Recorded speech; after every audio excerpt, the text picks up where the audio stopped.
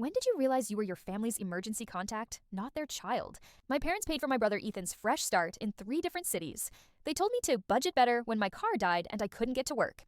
Ethan was born when I was 7, and somehow that made him the family's main character forever. When he failed math, Mom hired a private tutor because he's gifted, just misunderstood. When I struggled, I got a lecture about discipline and a stack of library books. At 15, I got a job washing dishes to buy my own school clothes. Dad said it would build grit. At 12, Ethan had a $100 allowance because boys need confidence.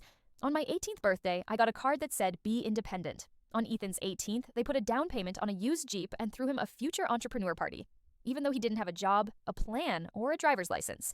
Then came the day I finally snapped. I got promoted. First real win of my life. I called Mom, excited, voice shaking.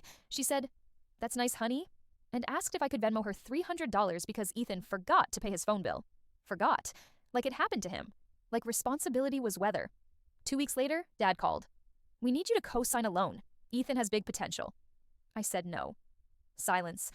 Then, "Wow, after everything we've done for you." That's when I realized it. I wasn't their daughter.